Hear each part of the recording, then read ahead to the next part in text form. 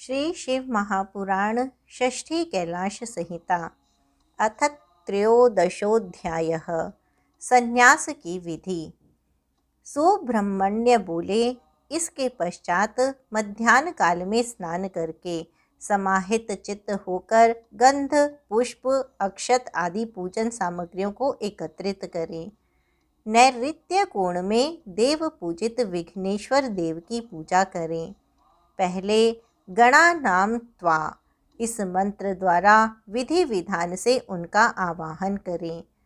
रक्त वर्ण वाले विशालकाय, सभी आभरणों से सुविभूषित और अपने कर कमलों में पाश, अंकुश, अक्षमाला तथा अभीष्ट वर मुद्रा धारण किए हुए शंभु पुत्र गजानन का इस प्रकार आवाहन तथा ध्यान करके खीर, मालपुआ, नारियल, गुड़ आदि से पूजन करके उत्तम नैवेद्य अर्पण करें और इसके बाद तांबूल दें। इस प्रकार उन्हें प्रसन्न करके नमस्कार कर निर्विघ्नता हेतु प्रार्थना करें।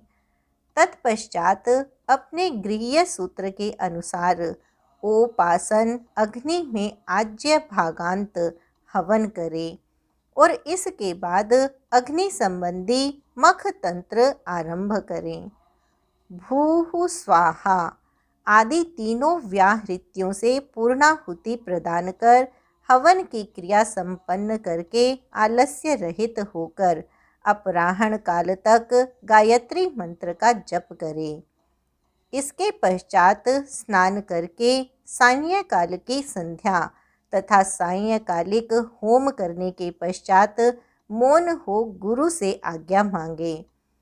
तदुपरांत चरु को पकाकर अग्नि में समीधा अन्न तथा घी के द्वारा रुद्र सूक्त तथा सद्योजात आदि 5 ब्रह्म मंत्रों से हवन करें तथा अग्नि में अम्बा सहित महादेव की भावना करें। पुनः गौरी का स्मरण करते हुए गौरीर मीमाम्य मंत्र से हवन करने के अनंतर अग्नये स्वष्टि कृते स्वाहा इस मंत्र से एक बार फिर आहुति प्रदान करें। इस प्रकार निर्दिष्ट विधि से हवन के पश्चात बुद्धिमान पुरुष अग्नि के उत्तर की ओर कुशा, मृग चर्म तथा वस्त्र से समन्वित आसन पर बैठकर मौन हो स्थिर चित्त से ब्राह्म मुहूर्त पर्यंत गायत्री का जप करे। तदनंतर स्नान करके अथवा यदि जल से स्नान करने में असमर्थ हो तो विधि पूर्वक भस्म स्नान करके उसी अग्नि में चरु पकाकर घृत से सेक्त कर और उसे निकालकर उत्तर दिशा की ओर कुशा पर रखे और चरु में घी मिलाकर शिवजी के चरण कमल में ध्यान लगाकर व्याहृति, रुद्र सूक्त तथा ईशान आदि 5 ब्रह्म मंत्रों का जप करें। इसके बाद प्रजापति, इंद्र, विश्वदेव तथा ब्रह्मा के चतुर्थ यंत्र नामों के आगे प्रणव तथा अंत में स्वाहा लगाकर जप करके पुनः पुण्याह वाचन करने के अनंतर अग्नये स्वाहा कहकर अग्नि के मुख में आहुति देने तक का कार्य करें। तदनंतर प्राणाय स्वाहा आदि 5 मंत्रों से घृत युक्त चरु से आहुतियाँ देकर अग्नये स्विष्ट कृते स्वाहा ऐसा कहकर हवन करे।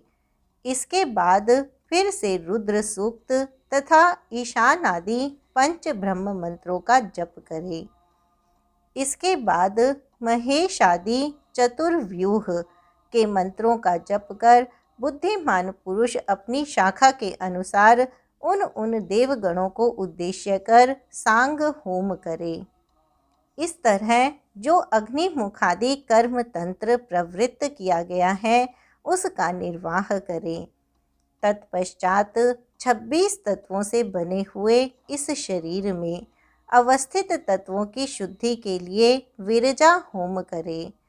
मन में भावना करे कि मेरे शरीर में विराजमान ये सभी तत्व शुद्ध हो जाएं।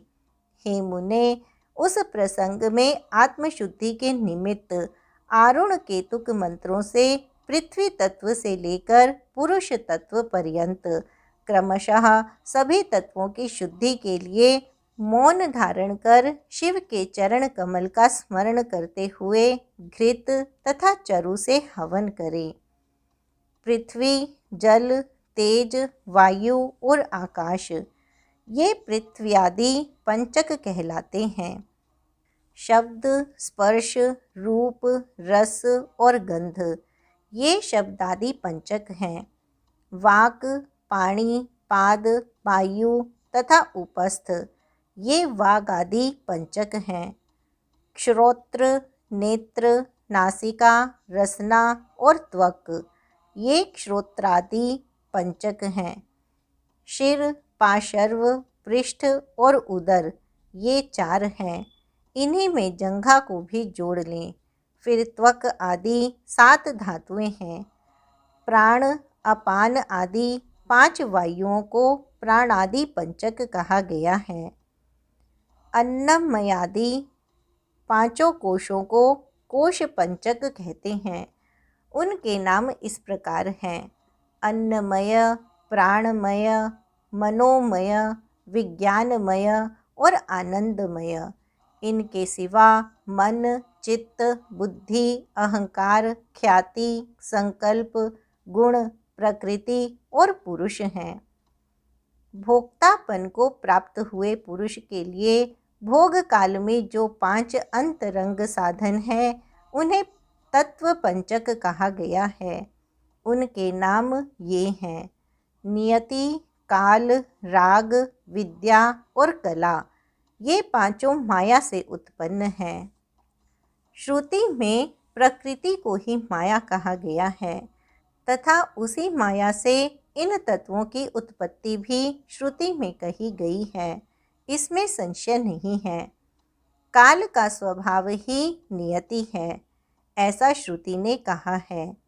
इन्हीं नियति आदि 5 के समूह को पंच कंचुक भी कहा जाता है। इन 5 तत्वों को बिना जाने विद्वान भी मूर्ख ही होता है। प्रकृति के नीचे नियति और ऊपर पुरुष है। काकाक्षी गोल कन्याएं का आश्रय लेकर पुरुष नियति एवं प्रकृति दोनों के पार्श्व में रहता है। इसी को विद्या तत्व कहा गया है। शुद्ध विद्या, महेश्वर, सदाशिव, शक्ति और शिव यही पंचक या तत्व समुदाय शिव तत्व कहा गया है। हे ब्राह्मण, प्रज्ञानम ब्रह्म, इस वाक्य से यह शिव तत्व ही जाना जाता है। हे मुनीश्वर, पृथ्वी से लेकर शिव पर्यंत जो तत्व समूह है उसमें से प्रत्येक को क्रमशः अपने अपने कारण में लीन करते हुए उसकी शुद्धि करना चाहिए। 1 पृथिव्यादि पंचक, 2 शब्दादि पंचक, 3 वागादि पंचक, 4 श्रोत्रादि पंचक, 5 शिरादि पंचक, 6 त्वगादि धातु सप्तक, 7 प्राणादि पंचक, 8 अन्नमयादि कोश पंचक, 9 मन आदि पुरुषांत तत्व, 10 नियत्यादि तत्व पंचक और 11 शिव तत्व पंचक। ये 11 वर्ग हैं। इन 11 वर्ग संबंधी मंत्रों के अंत में परस्मयी शिव ज्योतिषे इदम न मम इस वाक्य का उच्चारण करें। इसके द्वारा अपने उद्देश्य का त्याग बताया गया है। इसके बाद विविद्या तथा कर्षोत्क संबंधी मंत्रों के अंत में अर्थात विविद्यायै स्वाहा, कर्षोत्काय स्वाहा, इनके अंत में स्वत्व त्याग के लिए व्यापकाय परमात्मने शिव ज्योतिषे विश्वभूत घसनोत्सुकाय परस्मै देवाय इदं न मम इसका उच्चारण करें। इसके अनंतर उत्तिष्ठस्व विश्वरूपाय पुरुषाय ओम स्वाहा इस प्रकार उच्चारण कर आहुति प्रदान करें। तदनंतर त्रैलोक्य व्यापिने परमात्मने शिवाय इदम न मम ऐसा कहें और पुनः अपनी शाखा के अनुसार पहले तंत्र कर्म समाप्त कर घृत युक्त चरु का प्राशन करा के अपने पुरोहित को सुवर्ण आदि से युक्त दक्षिणा प्रदान करें। पुनः ब्रह्मा को विसर्जित करके प्रातः काल होने पर औपासनिक हवन करें। तत्पश्चात साधक सम्मा सिंचन्तु मरुतः इस मंत्र का जप करे और या ते अग्नि इस मंत्र के द्वारा हाथ को अग्नि में तपाकर अद्वैत धाम स्वरूप अपनी आत्मा को अग्नि को आरोपित करें। इसके पश्चात प्रभातकालीन संध्योपासन तथा सूर्योपस्थान करके नाभि मात्र जल में प्रविष्ट हो स्थिर चित्त तथा श्रद्धा युक्त होकर प्रेम पूर्वक सूर्य के मंत्रों का जप करें। यदि अग्निहोत्री को विरजा होम करना हो तो वह स्थापित अग्नि में प्राजापत्येष्टि करे, फिर अच्छी प्रकार श्रोताग्नि में हवन कर दक्षिणा के सहित समस्त वेदों का दान करें। तदनंतर अपनी आत्मा में अग्नि को धारण कर साधक घर से निकल जाए। इसके बाद गायत्री के प्रथम पाद का उच्चारण करके सावित्रीं प्रवेशयामि ऐसा कहकर भूरोम यह बोले। इसके बाद दूसरे पाद का उच्चारण करके सावित्रीं प्रवेशयामि कहकर भुवरोम ऐसा कहें। इसके अनंतर तीसरे पाद का उच्चारण करके सावित्रीं प्रवेशयामि शब्द के अंत में सुवरोम ऐसा कहें। हे मुनीश्वर, इसके बाद निश्चल मन वाला होकर प्रेम पूर्वक तीनों पादों का एक साथ उच्चारण करे और बाद में सावित्रीं प्रवेशयामि कहकर भूर्भुवस्सुवरोम इसका उच्चारण करें। ये भगवती सावित्री साक्षात शंकर की अर्धांगिनी हैं। 5 मुख 10 भुजाएं तथा 15 नेत्रों से समन्वित हैं। इनके शरीर का वर्ण अत्यंत उज्ज्वल है। नवरत्न से जटित इनका किरीट मस्तक पर चंद्रमा की लेखा से सुशोभित हो रहा है। शुद्ध स्फटिक के समान इनके शरीर की कांति है। मंगलमयी ये हाथों में 10 आयुध धारण की हुई हैं। इनके अंगों में हार, केयूर, किंकिणी तथा नुपुर आदि आभूषण सुशोभित हो रहे हैं। ये दिव्य अस्त्र, दिव्य वस्त्र तथा रत्नों के आभूषणों से मंडित हैं। ये शिवा सर्वव्यापिनी है एवं विष्णु, ब्रह्मा, देवता, ऋषि, गंधर्व, दानव एवं मनुष्यों से सर्वदा सेवनीय हैं। ये सदाशिव की मनोहर धर्म पत्नी हैं, जगदम्बा हैं, तीनों लोकों को उत्पन्न करने वाली हैं, त्रिगुणात्मिका, निर्गुणा एवं अजा हैं। इस प्रकार का विचार करके बुद्धिमान पुरुष को गायत्री का जप करना चाहिए, क्योंकि ये आदि देवी हैं, त्रिपदा हैं, ब्राह्मणत्व आदि प्रदान करने वाली एवं अजा हैं। जो पापी शास्त्रीय विधि का अतिक्रमण कर शिव रूपा गायत्री का जप करते हैं, वे कल्प पर्यंत नरक में यातना प्राप्त करते हैं। व्याहृतियों से ही गायत्री उत्पन्न हुई है और उन्हीं में लीन हो जाती हैं, और व्याहृतियाँ प्रणव से उत्पन्न होकर उसी में लीन होती हैं। संपूर्ण वेदों का आदि प्रणव ही है तथा शिव का वाचक भी प्रणव ही है। यह श्रेष्ठ मंत्र मंत्रों का राजाधिराज तथा महाबीज स्वरूप है। प्रणव ही शिव और शिव ही प्रणव कहे गए हैं, क्योंकि वाचक और वाच्य में कुछ भी भेद नहीं है। काशी में मृत्यु प्राप्त करते समय शिवजी प्राणियों को इसी मंत्र का उपदेश देकर मुक्त करते हैं। इसलिए एकाक्षर स्वरूप, दिव्य, मंगलमय तथा परम कारण रूप इस मंत्र की यति श्रेष्ठ हृदय कमल में उपासना करते हैं। अन्य मुमुक्षु, धीर, विरक्त तथा लौकिक पुरुष भी इन विषयों को अच्छी तरह जानकर परम कल्याण में प्रणव की उपासना करते हैं। इस प्रकार गायत्री को शिववाचक प्रणव में लीन करने के पश्चात अहम वृक्षस्य रेरिवा इस अनुवाक का जप करना चाहिए।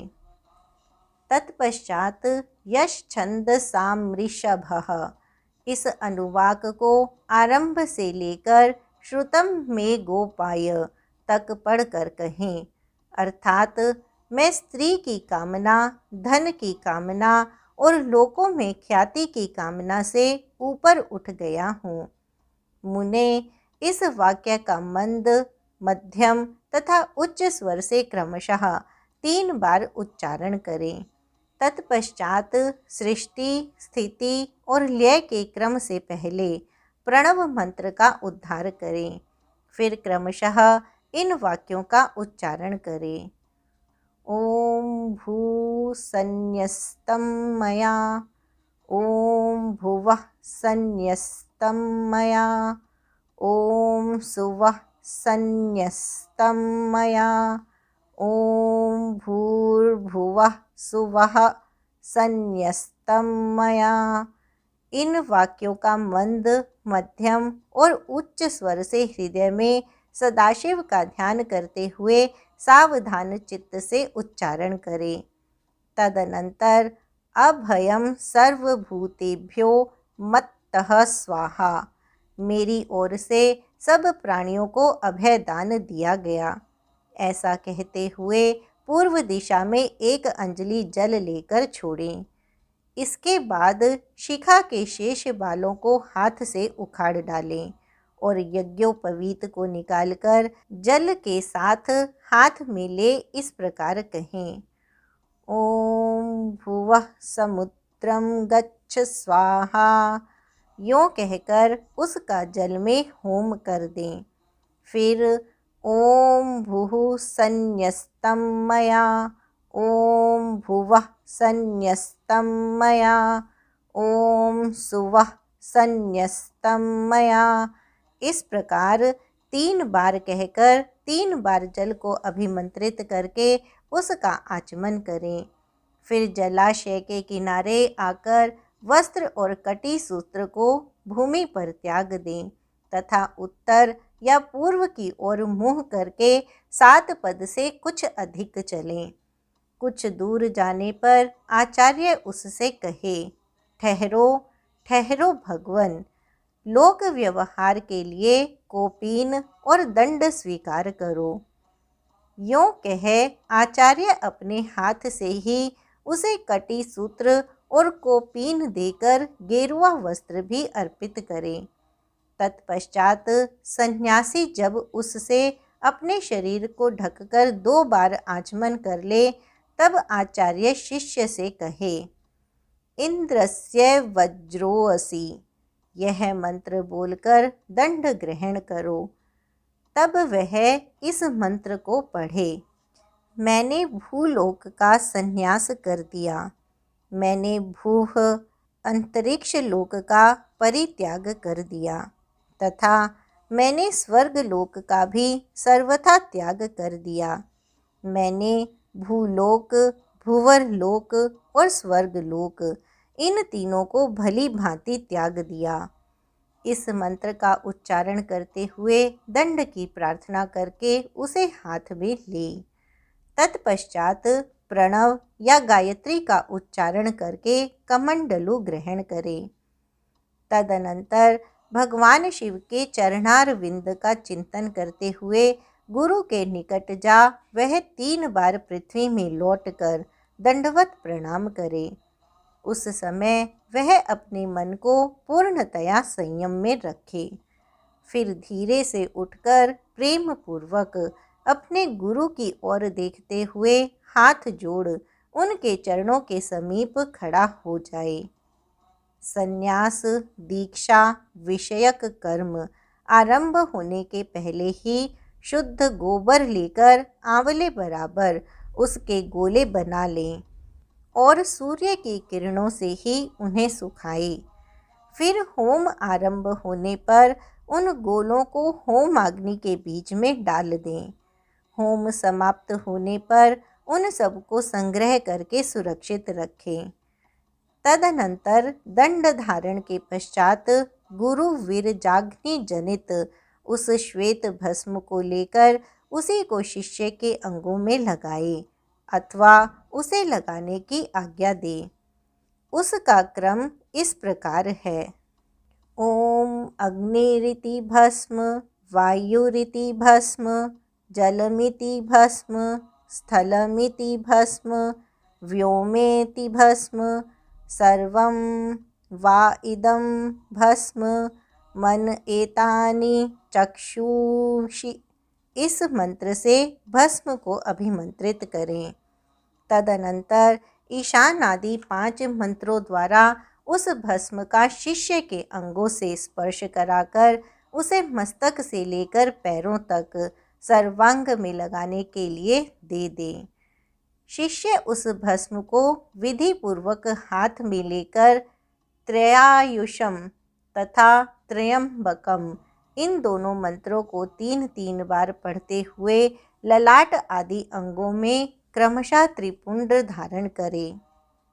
इसके पश्चात अत्यंत भक्ति भाव से समन्वित हो उत्तम शिष्य अपने हृदय कमल में विराजमान उमा सहित शिव जी का ध्यान करें।